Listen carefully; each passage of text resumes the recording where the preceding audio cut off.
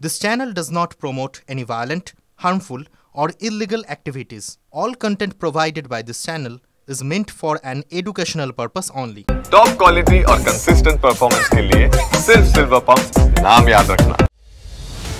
গরুচোরদের দাপটে ব্যথা বেড়েছিল পুলিশের। শেষ পর্যন্ত দক্ষিণবঙ্গের এক বড় গরু চুরির চক্রের পান্ডা ও তার ঘনিষ্ঠ সহযোগীকে অবশেষে গ্রেফতার করল বাঁকুড়ার জয়পুর থানার পুলিশ।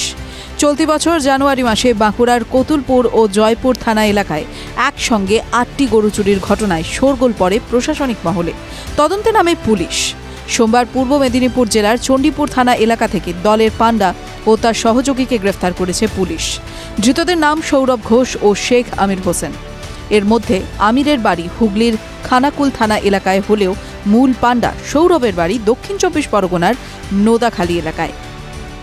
গত 19শে জানুয়ারি বিষ্ণুপুর সাব ডিভিশনের জয়পুর এবং কতুলপুর থানা এলাকা থেকে ৮টি গরু চুরির অভিযোগ আমাদের কাছে আসে। ওই অভিযোগের ভিত্তিতে আমরা একটা স্পেশাল ইনভেস্টিগেশন টিম তৈরি করি ২ থানার অফিসারদেরকে নিয়ে।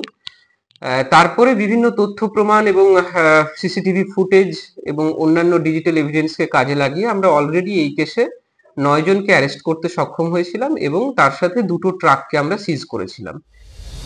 উদ্ধার হয়েছে চুরি যাওয়া গরু, বাজেয়াপ্ত করা হয়েছে গরু পরিবহনের কাজে ব্যবহৃত একটি ট্রাক। পুলিশ সূত্রে জানা গিয়েছে, চলতি বছরে 19শে জানুয়ারি বাঁকুড়ার কতুলপুর ও জয়পুর থানা এলাকায় একাধিক গরু চুরির অভিযোগ জমা পড়ে। ঘটনায় সিট গঠন করে তদন্তে নামে পুলিশ।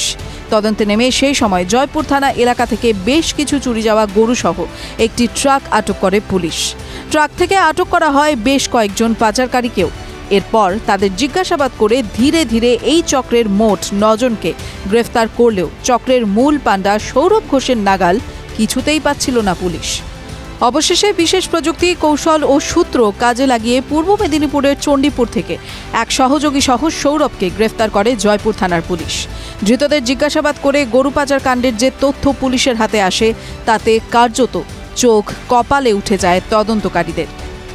এই যে সৌরভ বলে যে ছেলেটি আছে, মূল পান্ডা সৌরভ ঘোষ এবং তার যে মূল সহযোগী আমির হোসেন, এদেরকে আমরা পূর্ব মেদিনীপুরের চণ্ডীপুর এলাকা থেকে গ্রেপ্তার করতে সক্ষম হই এবং তাদের সঙ্গে আরেকটা ট্রাককেও আমরা সিজ করি। জানা গিয়েছে, সৌরভ ঘোষ এই চক্র পরিচালনা করলেও অধিকাংশ ক্ষেত্রে গরু চুরি ও পাচারের জন্য দক্ষিণ ২৪ পরগনার মহেশতলা, নোদেখালী এবং ফলতা এলাকা থেকে পেশাদার চোর নিয়োগ করত সৌরভ। গরু পিছু ধার্য ছিল ৫০০ টাকা। আগে থেকে রেকি করে একসঙ্গে একই দিনে কমপক্ষে ৮ থেকে 10টি গরু চুরির ব্লু প্রিন্ট তৈরি করে তা পেশাদার চোরদের বুঝিয়ে দিত সৌরভই। চুরির পর দক্ষিণবঙ্গের বিভিন্ন জেলা থেকে গরু নিয়ে যাওয়া হতো দক্ষিণ ২৪ পরগনা জেলায়। চুরি করা গরু পরিবহনের জন্য বিশেষ কৌশল ব্যবহার করত সৌরভ। ফাইন্যান্সের কিস্তি চালাতে না পারা ট্রাক মালিকদের কাছ থেকে ফাইন্যান্সের কিস্তি মিটিয়ে দেওয়ার নাম করে ট্রাক ধার নিত সৌরভ। সেই ট্রাকগুলিকেই ব্যবহার করা হতো গরু পরিবহনের জন্য। উঠে এসেছে এমনই সব চাঞ্চল্যকর তথ্য। সূত্রের খবর, গরু চুরি করে তা পাচার করা পর্যন্ত গরু পিছু সৌরভের খরচ হতো মেরে কেটে ১০০০ টাকা। সেই গরুই দক্ষিণ ২৪ পরগনার বিভিন্ন কসাইখানায় বিক্রি করা হতো ৩০ থেকে ৩৫,০০০ টাকায়। বিপুল লাভের এই ব্যবসায় অত্যন্ত বিলাসবহুল জীবনযাপন করত সৌরভ।